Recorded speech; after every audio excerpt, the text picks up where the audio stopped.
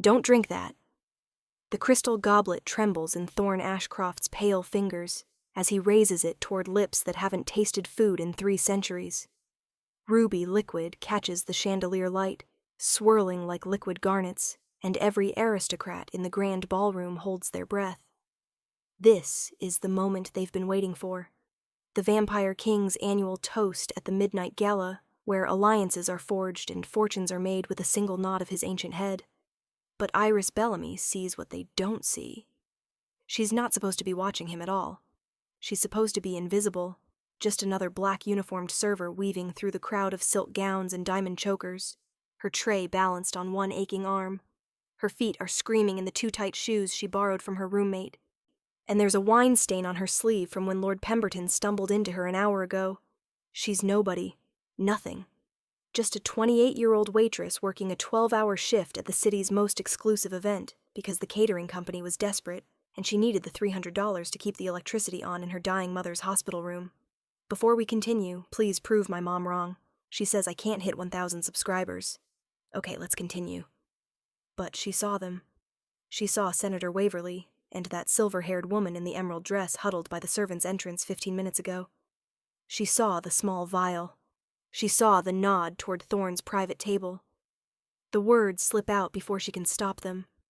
Barely a whisper. She's standing 10 feet away, frozen with her empty tray. And she doesn't even realize she's spoken aloud until every head in her immediate vicinity turns to stare, including his.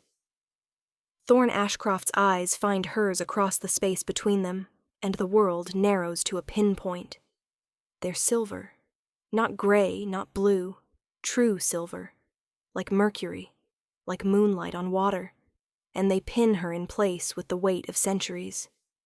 His face is carved marble, beautiful and terrible. Sharp cheekbones and a mouth that could make angels weep. Dark hair falls across his forehead, and he's dressed in black on black on black, a tailored suit that probably costs more than her mother's entire year of medical bills. He freezes, completely still, like a statue, like death itself, pausing mid-breath. The goblet hovers an inch from his lips. What did you say? His voice cuts through the orchestra music, through the champagne-drunk laughter, through everything. It's velvet over steel, and it makes her bones vibrate. Every person within 20 feet goes silent, watching, waiting. Iris's throat closes. She can feel Senator Waverly's eyes on her from across the room, can feel the silver-haired woman's smile like a knife against her spine. She's going to lose this job. She's going to get blacklisted from every catering company in the city. She's going to...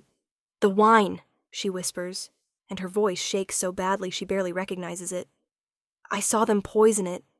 I'm sorry, I'm so sorry, but I saw... Who? One word. Thorne sets the goblet down on the nearest table with infinite care, and then he's moving toward her. And oh God, he moves like smoke, like shadow, impossibly fast and perfectly controlled. The crowd parts for him automatically, and in 3 seconds he's standing right in front of her, so close she can see the fine weave of his shirt, can smell something dark and expensive, sandalwood and old books and winter midnight. Her tray clatters to the floor. I don't know their names. A man in a blue sash and a woman in green, by the servants' door. I saw the vial. I saw them. She's babbling now, words tumbling over each other, and tears are burning behind her eyes, because this is insane. She's a nobody accusing somebody important of trying to murder the king, and she doesn't even have proof, just what she saw, and... Show me. He's not asking. Command bleeds from every syllable. Iris turns, scanning the crowd with desperate eyes. Senator Waverly has vanished. The woman in emerald is gone. Of course they are. They probably slipped out the moment she opened her mouth. And now she looks like an idiot, like some attention-seeking. There. She points to the balcony doors, where a flash of emerald silk disappears into the darkness. The woman. She was one of them. Thorne's hand closes around her wrist. Gentle, so gentle, but immovable as iron. And then he's pulling her through the crowd, and people are scattering out of their way like birds before a storm. Someone gasps. Someone whispers the king's name. The orchestra stutters to a confused halt. They burst through the balcony doors into cold November air, and there she is, the silver-haired woman in emerald, one leg already over the marble railing, about to drop into the gardens below. Genevieve. Thorne's voice could freeze blood. How disappointing. The woman goes rigid. Slowly, she turns, and Iris sees her face properly for the first time. Stunning. Ageless, with eyes that burn gold in the lamplight. Not human. Dear God, she's not human either. My lord, Genevieve's smile is poison honey. I was just taking some air. Were you? Thorne releases Iris's wrist and steps forward, and something in his posture shifts, becomes something other. Something ancient and hungry, and absolutely lethal. Then you won't mind if my guards search you for, say, empty vials? Residue of nightshade mixed with vampire ash? The only substance that could actually harm me if ingested in sufficient quantity? Genevieve's smile cracks. Her hand moves toward her clutch. Thorne is faster. He's across the balcony in a blink, his hand locked around Genevieve's throat, lifting her off her feet like she weighs nothing. The clutch falls, spilling its contents, lipstick, compact, and a small glass vial with brown residue crusted around the cork. Treason, Thorne says softly, almost gently, and Genevieve makes a choking sound that might be a laugh. You're weak, she spits. The council knows it. The old families know it. You waste your power on peace treaties and human rights legislation, while we could rule them, feed from them as we were meant to. Take her. 2 guards materialize from the shadows. Where were they before? And pry Thorne's fingers from Genevieve's throat. They drag her back through the balcony doors, and her curses echo across the ballroom as the guests watch in horrified fascination. Silence falls. Thorne turns to look at Iris, and she realizes she's backed up against the balcony railing, her heart hammering so hard she's dizzy. She just witnessed. She doesn't even know what she witnessed. Treason. Assassination attempt. Vampire politics that are so far above her pay grade she can't even... What's your name? She swallows hard. Iris. Iris Bellamy. Iris. He tastes the name like wine, and something flickers in those silver eyes. You saved my life. I saw something wrong. Anyone would have... No. He moves closer, and she has nowhere to go, trapped between him and the railing, and her pulse is a trapped bird in her throat. Most humans wouldn't have noticed, wouldn't have cared, wouldn't have risked themselves for a monster. You're not a monster. The words escape before she can think better of them, and Thorne goes very still, studying her. The moment stretches until she wants to crawl out of her skin. Then his mouth quirks at one corner. Just barely. You're either very brave or very foolish. Iris Bellamy. Probably foolish, she whispers. Come. He extends one hand toward her, palm up, and she stares at it like it might bite. I have questions, and you look like you're about to faint. When did you last eat? What? Food. When? She tries to remember. Breakfast? No, she gave her bagel to Mrs. Chen next door, who's raising 3 grandkids on disability. Yesterday? She offers weakly. Something dark crosses Thorne's expression. Unacceptable. He snaps his fingers, and a server appears out of nowhere. Not the catering staff, someone else, someone who moves too smoothly. Bring food to my private study. Real food. A full meal. Sir, I can't. I'm working. They'll fire me. You work for me now. Iris blinks. I'm sorry? Consider it hazard pay for saving the king. His hand is still extended, waiting. Unless you'd prefer to go back to serving champagne to people who don't see you? Put like that, when he's looking at her like she matters, like she's not just furniture in a black uniform. She takes his hand. His fingers close around hers, cool and strong, and electricity shoots up her arm. He leads her back through the ballroom, and this time the whispers follow them like a tide. Who is she? What's happening? Did you see the way he looked at her? And Iris wants to die of embarrassment. but Thorne keeps walking like he doesn't hear any of it, like she's the only person in the room worth his attention. They climb a curved staircase to the mansion's second floor, down a hallway lined with oil paintings of stern-faced aristocrats, through a door into a study that smells like leather and old paper, and that same dark scent she noticed on him before. Floor-to-ceiling bookshelves, a fireplace with actual flames, a mahogany desk with papers scattered across it in neat piles. Thorne gestures to a leather armchair by the fire. "Sit." She sits. Her legs are trembling. He moves to a side table, pours something amber into a crystal glass, and brings it to her. "Brandy. For the shock." "I don't drink. Tonight you do." He presses the glass into her hands, and his fingers brush hers again. And why does her skin feel like it's on fire every time he touches her? "Small sips," she sips. The brandy burns all the way down, but it does help. The shaking eases. She watches Thorne settle into the chair across from her, and now that they're alone, now that the adrenaline is fading, she can actually think. "The man in the blue sash," she says quietly. "He was important, wasn't he? I heard someone call him Senator." "Senator Marcus Waverly." Thorne's expression goes cold. "Human. Ambitious. I should have seen this coming." "Why would he want to kill you?"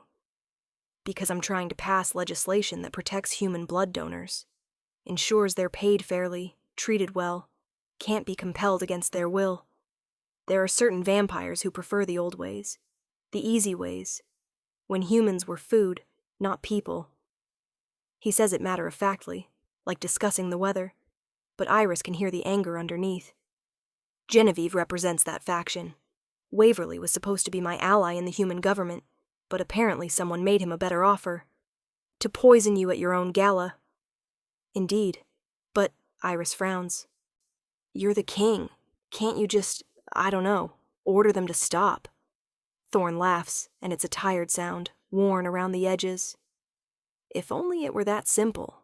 I have power, yes, authority.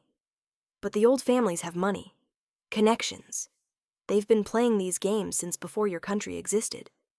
And there are days when I'm so tired of it, I could sleep for another century." There's something in his voice, loneliness maybe, or bone-deep exhaustion, that makes Iris's chest ache. She thinks about her mother in that hospital bed, tubes and wires, wasting away from cancer they can't afford to treat properly. She thinks about grinding through 60-hour weeks just to pay for medications that don't even work. She understands tired. "How long have you been king?" she asks softly. 342 years. Her mind can't even process that number. That's a long time to fight alone.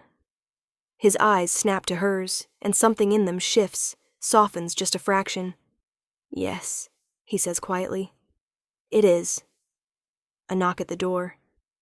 The servant from before enters with a tray. Actual silver, piled with food that makes Iris's mouth water. Roasted chicken, vegetables that glisten with butter, bread still steaming from the oven, and a slice of chocolate cake that looks like sin itself. Thorne dismisses the servant with a nod and gestures to the food. "Eat." This is too much. Iris. The way he says her name makes her stomach flutter. When I give an order, I expect it to be followed. Eat. So she eats. She tries to be delicate about it, but she's starving, and the food is incredible. And she ends up devouring half the chicken and most of the bread before she remembers to breathe. When she looks up, Thorne is watching her with an expression she can't read. "Better?" he asks. "Thank you." She sets down her fork, suddenly self-conscious. "I'm sorry, I must look like... You look like someone who needed a meal." His voice is gentle. "Tell me about yourself, Iris Bellamy. How does a woman who notices poison in wine goblets end up serving champagne at vampire galas?" So she tells him. About her mother's cancer. About the hospital bills that never stop coming. About working 3 jobs and still falling behind. About the eviction notice tucked in her purse, and the fear that keeps her awake at 3 in the morning. She doesn't mean to say so much. But he listens like he actually cares, and the words just spill out. When she finishes, Thorne is quiet for a long moment. Then he stands, moves to his desk, and writes something on a piece of heavy paper. He folds it and brings it to her. "What is this?" she asks. "My personal physician will see your mother tomorrow. He's treated cancer before, has access to experimental treatments that human doctors don't. No charge." Iris's hands shake as she takes the paper. "I can't. That's too much." "You saved my life. This is the least I can do." He crouches in front of her chair so they're eye level. And God, he's beautiful. Impossibly beautiful. And his eyes are so intense she feels like she might catch fire. "But I want you to understand something, Iris. You're in danger now." Her breath catches. "What?" Genevieve wasn't working alone. Senator Waverly wasn't working alone. "There's a whole network of people who want me dead, who want the old ways restored. And they saw you tonight. They saw you save me. They saw me bring you here.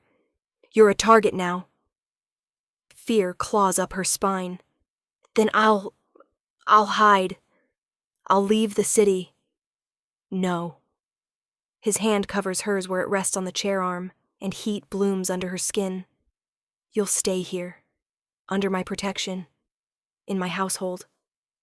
"I don't understand. I'm offering you a position, personal assistant. You'll live in the East Wing, full room and board, salary that will more than cover your mother's care. You'll attend events with me, help me navigate the social waters that I've grown, tired of navigating alone." His thumb traces a circle on the back of her hand, and she shivers. "And in return, I'll keep you safe. No one will touch you. No one will hurt you." "You have my word." It's insane. Completely insane. She met him 2 hours ago. She doesn't know anything about vampire politics or high society or how to be anyone's assistant. But the alternative is going back to her studio apartment with the broken heater and the roaches, back to the hospital waiting rooms and the collection calls, back to being invisible. And the way Thorne is looking at her, like she's precious, like she matters, like she's worth protecting. She's never had anyone look at her like that before. "Okay," she whispers. His smile is slow and devastating. "Good." He stands, pulling her to her feet, and suddenly they're very close, close enough that she can feel the cold radiating from his body, close enough to see the silver fractures in his irises like broken mirrors. Her heart is racing, and she knows he can hear it, knows he probably hears every stuttering beat. "I should warn you," he murmurs, and his voice has dropped to something dark and intimate. "People will talk. They'll say you're my mistress, my pet, my blood doll. The gossip will be vicious. Let them talk." The words come out stronger than she expected, and Thorne's eyes flash silver bright. "Brave girl," he says softly, and then, God help her. His fingers brush her cheek, tucking a strand of hair behind her ear, and she forgets how to breathe. The door bursts open. They spring apart as a man strides in, tall, broad-shouldered, with auburn hair and eyes like chips of amber. He's wearing a guard's uniform, and there's blood on his sleeve. "We have a problem," the guard says without preamble. "Waverly's gone." Thorne goes rigid. "Explain." "He left the gala right after Genevieve was arrested. We sent men to his estate, but it's empty. Cleared out. His staff says he left in a hurry an hour ago with 2 suitcases and his personal security. He's running." Thorne's voice is ice, which means he knows we'll find evidence linking him to the conspiracy, and he's trying to get ahead of it. "There's more." The guard glances at Iris, hesitates. "Speak freely," Thorne says. "She's under my protection now." The guard's eyebrows rise fractionally, but he nods. "We intercepted communications. Waverly sent messages to at least 6 other conspirators before he fled. They know someone warned you about the poison, and they know who." Iris's blood turns to ice water. "They know it was me?" "I'm afraid so." The guard's expression is sympathetic. "Your name, your address, your place of employment. It's all over their network. Then we move her tonight." Thorne is already striding toward the door. Roland, I want full security on the East Wing. No one gets in without my personal authorization. And send someone to her apartment. Pack her belongings. Anything she needs. Sir, Iris's voice comes out strangled. My mother. She's at Mercy General. If they know about me, they might... I'll send guards to the hospital immediately. Thorne spins to face her, and the command in his voice brooks no argument. No one will touch her. I swear it. Roland nods and disappears, and then it's just the two of them again, but the warm bubble of safety has popped, replaced by cold reality. Iris wraps her arms around herself, trying to process. 24 hours ago, her biggest problem was making rent. Now she's got vampire assassins hunting her because she couldn't keep her mouth shut. I'm sorry, Thorne says quietly. This is my fault. I should have moved faster, should have protected you better. You didn't do anything wrong. She's surprised by the firmness in her own voice. I made a choice. I'd make it again. He studies her, and something in his expression cracks open. Why? He asks, and he sounds genuinely baffled. You don't know me. You owe me nothing. Why risk yourself? Iris thinks about the way he talked about protecting human blood donors, about the tired loneliness in his eyes when he mentioned 300 years of fighting, about the gentleness in his hands when he gave her brandy. Because someone should, she says simply. Someone should care whether you live or die. Someone should watch your back. And right then, in that ballroom, I was the one who saw. So I said something. Thorne closes his eyes, and when he opens them, there's something raw and hungry in his gaze that makes her knees weak. You're going to ruin me, Iris Bellamy, he murmurs. Utterly ruin me. Before she can ask what he means, he's moving toward her again, and this time there's purpose in every step. He stops inches away, close enough that she has to tilt her head back to meet his eyes. The East Wing, he says, and his voice has gone low and dark. Your rooms are there. I'll show you. He offers his arm, formal and old-fashioned, and she takes it. They leave the study and navigate more hallways, these ones quieter, away from the noise of the gala that's still going on somewhere below. Thorne leads her to a door at the end of a corridor and pushes it open. Iris steps inside and stops breathing. It's not a room. It's a suite. Bedroom with a 4-poster bed dressed in cream and gold, sitting room with velvet furniture, bathroom visible through an open door with a clawfoot tub that could fit 3 people. Windows overlooking gardens bathed in moonlight. Fresh flowers on every surface. This is too much, she whispers. It's barely adequate. Thorne moves past her, checking the windows, testing the locks. Roland will have your things brought up within the hour. There's a panic button by the bed. Press it if you need me, and I'll come immediately. Don't open the door for anyone except me or Roland. Don't go wandering alone, and... He turns to face her, and the intensity in his eyes makes her stomach flip. If you're frightened, if you need anything, my rooms are just down the hall. Second door on the left. You're welcome anytime. Even at 3 in the morning? Especially at 3 in the morning. His smile is crooked, almost boyish, and she realizes with a jolt that he's probably the same age he was when he was turned. Mid-30s maybe, young enough to still have laugh lines around his eyes. I don't sleep much anyway.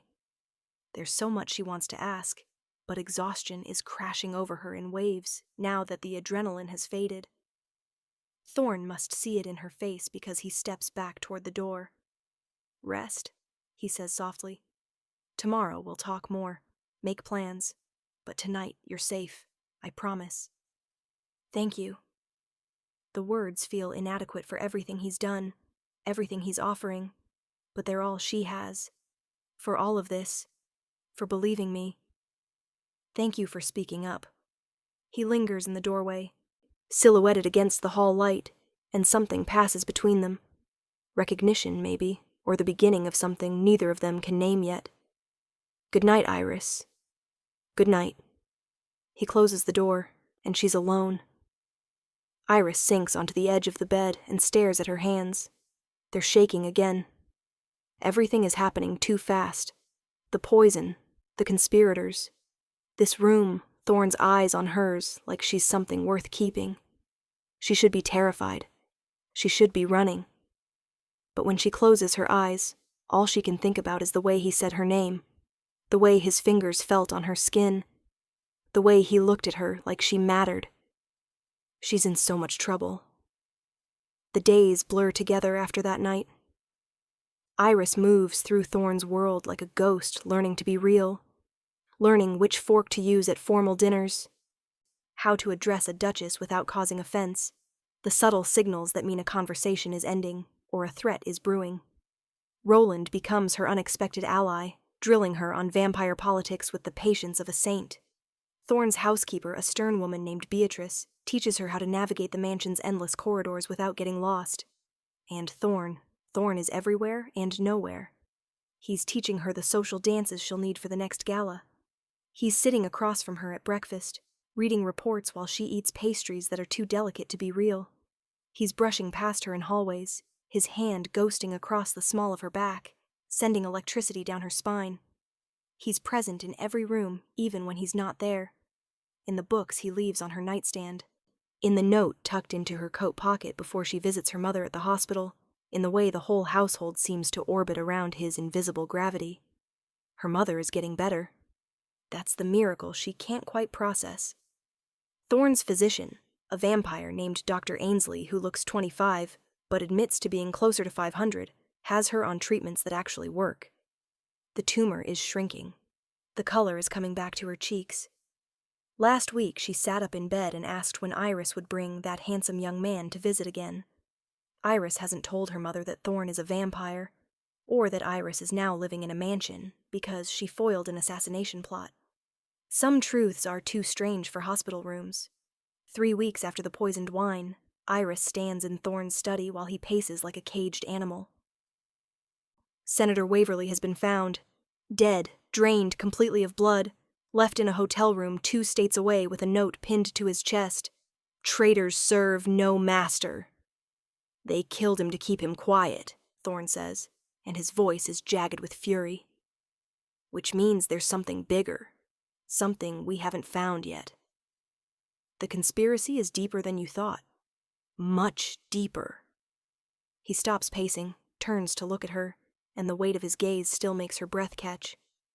I need to attend the winter council meeting next week. It's in the mountains, at the old estate. 3 days, maybe 4. I want you to come with me. Iris's pulse jumps. Why? Because you see things I miss. Because I trust you. Because... He crosses the study in 3 strides, and suddenly he's right there, close enough to touch, and the air between them feels charged. Electric. I'm tired of pretending you're just my assistant, Iris. Her heart is trying to beat out of her chest. What am I then? I don't know. His hand comes up, fingertips grazing her jaw, and she shivers. Someone important. Someone I think about every waking moment. Someone I want to keep close, even though it's selfish, even though it puts you in danger. I'm already in danger, she whispers. Might as well be in danger somewhere I want to be. His eyes go dark silver, molten, and for a moment she thinks he might kiss her, wants him to kiss her. But he pulls back instead, putting careful distance between them. The Winter Council will be hostile, he says, and his voice is rougher than before. The old families will be there, the ones who hired Genevieve. They'll say things, cruel things about you, about us. They'll try to humiliate you to get to me. Let them try. Iris, I'm not afraid of them. And she's not. Maybe she should be, but standing here in this study with Thorne looking at her like she's brave, she feels fearless. I've been invisible my whole life. Let them see me. Let them know you chose me. Something fierce and possessive flashes across his face. You have no idea what you do to me, he says softly. No idea at all.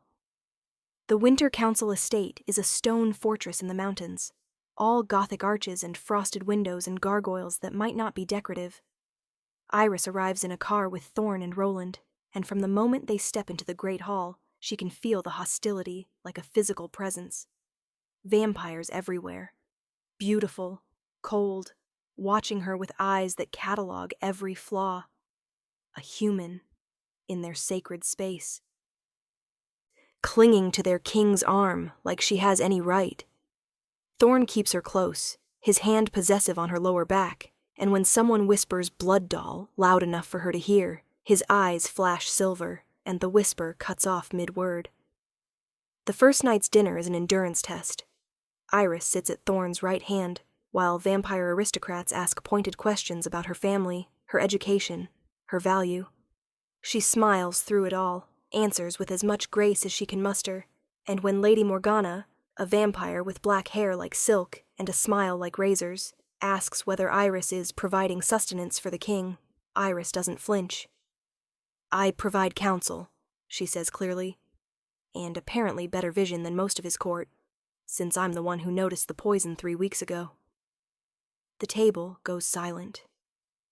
Thorn's hand finds hers under the table, squeezes once, proud, protective. Lady Morgana's smile turns brittle. How useful. After dinner, Thorn pulls Iris into a side corridor, away from the crowd.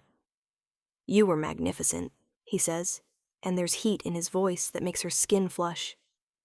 "The way you handled Morgana, she's awful. She's dangerous, and now she knows you're not some fragile human she can break." His hands frame her face, thumbs brushing her cheekbones, and they're standing so close she can feel the cold coming off him in waves. "Iris, I need to tell you something." Her breath catches. "What?" "I haven't fed in weeks." His voice drops to a rough whisper.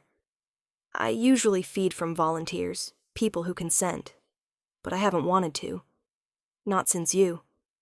And I don't know what that means. But I think..." He closes his eyes. Struggling. "I think I'm in trouble." What kind of trouble?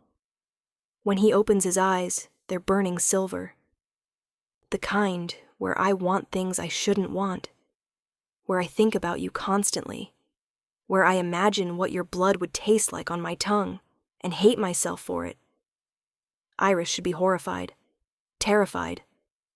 Instead, heat pools low in her belly, and she leans into his touch. What if I wanted that too? Don't say that. Why not? Because I'm trying very hard to be honorable, and you're making it impossible. His forehead drops to rest against hers, and she can feel him trembling. You deserve better than a monster who wants to devour you. You're not a monster. She says it fiercely, her hands coming up to grip his wrists. You're the man who saved my mother, who gave me a home, who fights for people who can't fight for themselves. That's not a monster, Thorn. That's a king.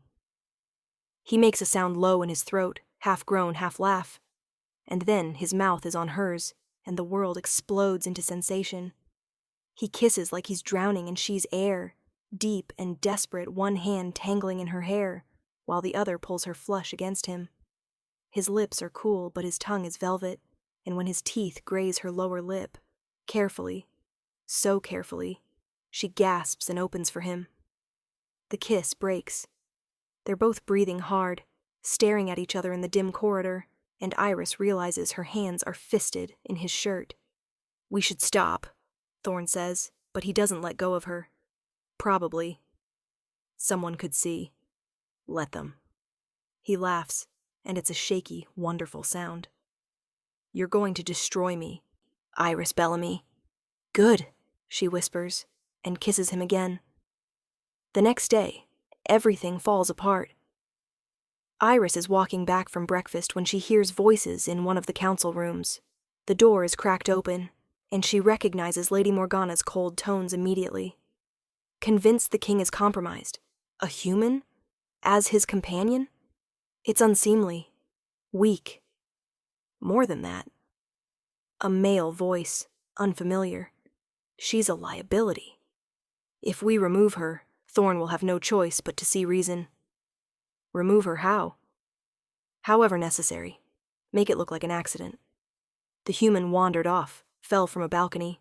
Tragic loss. Thorn will mourn, but he'll move on. Iris's blood turns to ice. She should run, should find Thorn, but her feet are frozen, and her hand moves to the panic button on the bracelet he gave her, pressing it once, twice. The voices continue. Tonight, during the ball, while everyone is distracted, the door slams open. Thorn stands there, Roland at his shoulder, and his eyes are pure silver fire.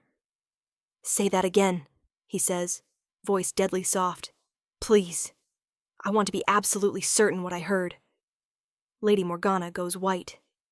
The male vampire, Lord Somebody, Iris doesn't know, lunges toward her, but Roland is faster, pinning him against the wall with inhuman strength.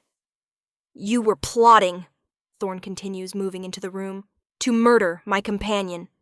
In my presence, under my protection. She's human," Morgana spits. "She has no place among us." "She has every place I say she does."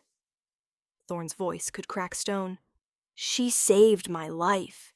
She stood by my side with more courage than any of you have shown in decades. And you..." He turns to the male vampire. "You threatened her." "In my hearing. What are you going to do?" The vampire sneers. "Execute me? Start a civil war over some mortal girl?" Thorn smiles, and it's terrible. "No, I'm going to do something much simpler." He turns, walks back to where Iris stands frozen in the hallway, and takes her hand. Then he leads her into the council room, in full view of Morgana and her co-conspirator, and the handful of other vampires who've gathered to see the commotion. "I want everyone to understand something," Thorn says, and his voice rings with command. "Iris Bellamy is not my assistant. She's not my pet. She's not some temporary amusement." He pulls her close, arm around her waist, claiming her in front of everyone. "She is under my personal protection. She has my favor, and anyone who threatens her threatens me. Is that clear?" Silence. Then murmurs, shocked, scandalized, intrigued. "You're making a mistake," Morgana hisses. "No." Thorn's gaze doesn't leave Iris's face. "I'm making a choice. Finally." He raises his voice, addressing the growing crowd. "Let it be known. Iris Bellamy has the full backing of the throne. She will attend all council functions at my side. Her counsel carries weight. Her safety is paramount. And if anyone tries to harm her, they'll answer to me personally." It's a declaration, a public claiming. Iris can feel the shock rippling through the vampires assembled, can see the calculation in their eyes. Then Thorn does something she doesn't expect. He raises her hand to his lips and kisses her knuckles, slow and deliberate, his eyes locked on hers. "I should have done this weeks ago," he murmurs, just loud enough for her to hear. "Forgive me for waiting." And Iris, standing in a room full of predators with a vampire king's arm around her waist, feels something click into place. This is validation. This is protection. This is being seen, being claimed, being worth fighting for. "There's nothing to forgive," she whispers back, and the smile he gives her could light the darkness. Lady Morgana makes a disgusted sound and sweeps from the room. The male vampire is dragged away by guards. The others disperse, whispering, and soon it's just Thorn and Iris and Roland standing in the empty council room. "That was dramatic," Roland observes dryly. "It was necessary." Thorn hasn't let go of Iris. "They needed to know she's not negotiable. They'll push back. The old families can adapt or leave." There's steel in Thorn's voice. "I'm done playing their games. I'm done pretending to be something I'm not." He looks down at Iris. "I'm done hiding what matters." Roland sighs but doesn't argue. "I'll increase security around Miss Bellamy's rooms. Thank you, old friend." Roland leaves, and finally it's just the two of them. Iris looks up at Thorn, at this ancient king who just upended vampire politics for a human waitress, and she doesn't know whether to laugh or cry. "That was insane," she says. "Completely. You basically just told everyone we're together." "I did." "Are we? Together?" Thorn's expression goes soft. "I want to be. If you'll have me." A 300-year-old vampire with enemies and responsibilities, and a tendency toward dramatic gestures. When you put it that way. She pretends to consider, then grins. Yes, obviously, yes. He kisses her again. Right there in the council room, where anyone could walk in, and this time there's promise in it, and heat, and something that feels dangerously close to forever. The ball that night is different. Iris enters on Thorne's arm, wearing a gown he had made for her, midnight blue silk that pools around her feet and makes her feel like royalty. Diamonds glitter at her throat, borrowed from Thorne's personal collection, and her hair is swept up in a style that took 2 hours and 3 attendants. Every eye in the ballroom tracks their entrance. Every whisper follows them. But Thorne holds her close, introduces her to alliance leaders and council members, with her name and nothing else. No title, no explanation, just Iris Bellamy, whom you'll be seeing at my side from now on. Some are hostile. Some are coldly polite. But a few, a surprising few, smile and welcome her genuinely. A duchess from the Eastern Territories tells her quietly that it's about time Thorne chose someone with spine. A council member from overseas says any woman who can spot poison deserves respect. When the orchestra starts playing, Thorne leads her onto the dance floor, and she stumbles through a waltz she barely knows while he guides her with infinite patience. Everyone is staring, she murmurs. Let them. His hand is firm at her waist, keeping her close. You're beautiful. I'm lucky. They're jealous. I'm a human who can barely dance at a vampire ball. You're the woman who saved my life and then stayed anyway, even when it got dangerous. That takes more courage than any of these ancient peacocks have shown in centuries. He spins her, and she laughs despite herself. Besides, you're doing fine. Just follow my lead. That's a dangerous thing to say to someone like me. Someone like you? Someone who wants to follow you anywhere. Thorne's eyes flash silver, and he pulls her closer, probably closer than is strictly appropriate for a formal dance, until his lips brush her ear. Careful, Iris. Say things like that and I'll forget we're in public. Heat floods her cheeks. Would that be so bad? Yes, because I'd very much like to take my time with you later, and that requires privacy. She shivers, and his low laugh vibrates through her. They finish the dance, and then another, and by the time the evening winds down, Iris is exhausted and exhilarated and completely overwhelmed. Thorne walks her back to her rooms, but at the door he pauses. May I come in? Her heart leaps. Yes. Inside, he helps her with the complicated clasp of her necklace, his fingers brushing the nape of her neck, making her shiver. The diamonds pool in his palm, and he sets them aside carefully before turning to face her. I meant what I said earlier, he tells her quietly, about wanting to take my time. I remember. So if this is too fast, if you need space? Iris reaches up and kisses him, cutting off the words. I don't need space, she whispers against his mouth. I need you. What happens next is slow and sweet, and absolutely devastating. Thorne worships her like she's precious, his hands and mouth learning every curve, every sound she makes. When he finally asks permission to bite, I want to taste you, just a little if you'll let me. She says yes, without hesitation. His fangs pierce the delicate skin of her inner wrist, and the sensation is like lightning and honey combined.